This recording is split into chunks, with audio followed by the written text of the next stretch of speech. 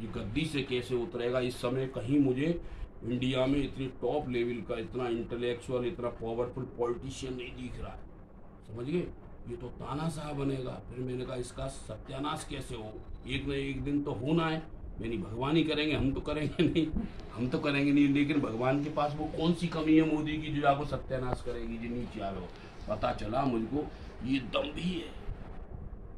मैं कहते तो दम भी का मतलब क्यों, उसकी वजह क्यों है, उसकी वजह क्यों है भाई, इससे ज्यादा पढ़े लिखे अटल बिहारी जी थे। वो आदमी था विद्वान, ये पढ़ा लिखा भी नहीं है और फिर भी देखो टॉप, पूरे वर्ल्ड बा को लोहा मान लो। क्या मतलब है, ये दम भी है, कलाकार है, तरकी को तरकी है, घड़ा भर रहा है भगवान, है घड़ा भर रहा है भगवान, भगवान घड़ा भर रहा। मैं समझ गया गुरु मन में। एक दिन मैंने सोचा था ये बात, मेरी पंडितानी है गुरु मोदी की बड़ी कर रही फैन, बहुत कर रही। अरे ने कोई बात कर दो लड़वे तैयार। तुमने बात छेड़ी एक दिन, तो मुझे बड़ा आश्चर्य हुआ, घर में कोई आए और ने कोई मोदी की, वैसे तो बात नहीं, और मोदी की तुमने नेक बात कर दी बीजेपी की, वो गम सी ना बीच। अरे मैंने की ये तो मैंने की पॉलिटिशियन मालूम पड़ती है मेरी जी, क्या मैंने अपना पक्ष रखने लगे मैंने की, तुम मेरी जी क्या बात रही मेरी हमारी मम्मी कभी मतलब इतना बढ़िया बोलती है, सब बात है। मेरी हमारी मम्मी कभी पक्ष किसी का नहीं लेती है, भाई हमेशा वैसी बात है। भाई तुम तो मोदीवादी आदमी मालूम पड़ते हो। तो मालूम पड़ी मैंने कि ऐसा क्यों, हमने विचार किया तो मालूम पड़ा उत्तराखंड में गुरु मोदी का बड़ा कर्रा जलवा। हाँ वे मतलब हिंदूवादी लोग हैं वे, उत्तराखंड के लोग।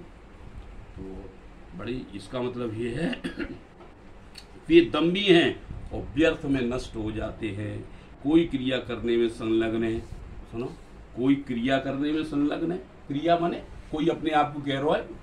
एक आदमी है वो हमसे जो कहते हम पंडित पूजा कशी ना कहते, राजेश्वर प्रसाद बंसल, ये हमसे बोले हमारे संग पूजा पाठ में शामिल होते हैं, बहुत बड़ा बिल्डर है यहाँ का फिरोजाबाद का। वो हमसे कहते देखो गुरु हम पूजा पाठ का जो जानते तो है ना, समझ गए, और बस हम तो ये जानते हैं कर्म करना जानते हैं, उसमें लगे रहते हैं। मैंने की तो फिर ऐसी कोई बात नहीं बंसल जी, कर्म ही तो पूजा है। अगर आप कर्म भी निष्ठा से कर, इसीलिए आपको सफलता मिल रही है। सफलता इसीलिए मिल रही है क्योंकि आप कर्म को पूजा के तरीके से करते हो। और ये क्या कहते हैं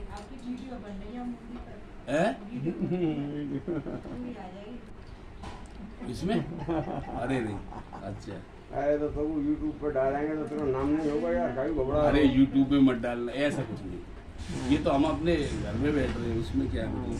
कोई क्रिया करने में संलग्न है माने कोई आदमी ये कह रहा है कि नहीं भाई हम तो कर्म करते हैं, साधना करते हैं, कर्म ही पूजा है, निष्ठा के साथ में, कर्मठता के साथ में कर्म करते हैं, फल की इच्छा नहीं करते हम।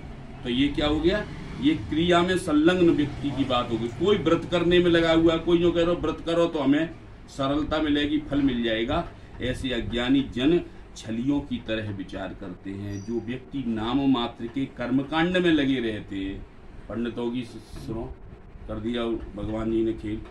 जो व्यक्ति नाम मात्र के कर्मकांड में लगे रहते हैं, यज्ञ आदि के विस्तार पूर्ण विधान में लगे रहते हैं, मंत्र उच्चारण होम करने से स्वर्ग मिलता है, ऐसी भावना में रहते हैं, जो मेरी माया से मोहित हैं, वे मूर्ख दिन में एक बार भोजन या उपवास आदि नियमों द्वारा शरीर को सुखाने से मोक्ष मिलता है, ऐसा जानते हैं। अज्ञानियों को शारीरिक दुख से क्या मुक्ति मिल सकती है? वे लोग अज्ञानी है जो समझ रहे व्रत जप तप अनुष्ठान इत्यादि करने से समझ गए मुक्ति मिल जाएगी। तो इससे मुक्ति नहीं मिलेगी। इससे क्या होगा, इससे कर्म में प्रवृत्ति बढ़ेगी। धार्मिक कृत्य करने से क्या होता है, फल मिलने लगता है, आपको संसार का ऐश्वर्य सुख सुविधाएं मिलती है, लेकिन मुक्ति नहीं मिलती है। कहने का मतलब ये है, भगवान ये कह रहे हैं। तुम ये सोच रहे हो कि सोमवार को गुरुवार को व्रत रख के कोई कल्याण है जाता तो मुक्ति न मिल रही, तुमको शरीर को सुखा लो, बात से कोई मतलब ना है।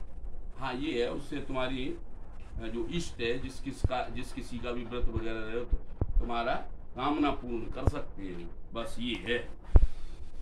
बल्मीक के ताड़न से कहीं सर्प मर जाता है। बल्मीक माने जहाँ में सांप रहता है, वो क्या कहते हैं, बामी, बामी घोंसला, उसको अगर तुम मारो तो बात सांप तो मर नहीं जाएगा।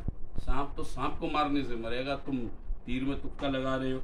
जो प्राणी मस्तक पर जटा का ढेर बढ़ाकर बगल में मृग चर्म दबा वेश बनाते हैं वे दाम्भिक हैं। संसार में अज्ञानी पुरुषों की तरह स्वयं भ्रम में हैं तथा अन्य लोगों को भी भ्रम में डालते हैं। सांसारिक सुखों में आसक्त रहने वाले मैं ब्रह्म हूँ ऐसा कहने वाले कर्म और ब्रह्म दोनों मार्गों में भ्रमित पुरुष का अंत्यजों की तरह त्याग कर देना चाहिए।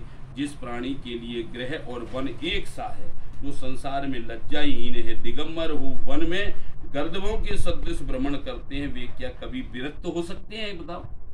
हैं? मृत्तिका माने मिट्टी, राखी लगाने से मनुष्य की मुक्ति हो जाए तो कुत्ता दिन भर मिट्टी राखी में लौटने से मुक्त हो जाएगा। घास पत्ता जलाहार तथा वन में रहने मात्र से मुक्ति मिले तो क्या निरंतर वनवासी तृणहार आदि में संलग्न जल का आहार करने वाले सियार, चूहे, हरिण आदि तपस्वी हो सकते हैं क्या? बताओ, जंगल में इतने प्राणी रहते हैं और मनुष्य क्या होगा? हम तो जंगल में वो जाएंगे, संन्यास लेंगे हैं। मरने के समय जो प्राणी गंगा आदि तीर पर रहते हैं उनकी मुक्ति होती है। कोई कहता है कि मरने बगैर गंगा जी के किनारे चले जाओ, मुक्ति मिल जाएगी। तब गंगा के किनारे बसने वाले मेंढक, मछली आदि की गणना योगियों में होगी, तो जाकर मतलब जो उनसे बड़ा कोई योगी ना है, उनकी मुक्ति है जाए तो काय को मेंढक बने हुए भी तो हाल देवता बन जाए। कहने का मतलब है क्योंकि जन्म से लेकर ये जीव मरण पर्यंत तक गंगा के तट पर ही रहते हैं। कंकड़हारी और पृथ्वी जल का पान नहीं करने वाले व्रतियों को मोक्ष मिलता है। कोई कहता है कंकड़ को आहार और जल का पानी न पीने वाला व्यक्ति, ऐसे भी तपस्वी लोग होते हैं, पृथ्वी का जल ही न पिए। तो कबूतर सदा कंकड़ खाते हैं, पपीहा कभी भी भूमि का जल नहीं पान करता है। तो क्या ये दोनों व्रत धारण करता माने जाएंगे? बताओ, ये व्रत धारण करता है? नहीं, क्योंकि ये अपने कर्म का भोग रहे, अपना भोगी तो भोग रहे, और उस भोग के कारण उनको क्या जन्म मिला? पपीहा का जन्म मिला। और पपीहा के जन्म की ये कंडीशन है, हर जन्म की कंडीशन है, कोई ना कोई without having a reason you can't take birth. बिना कारण के आप जन्म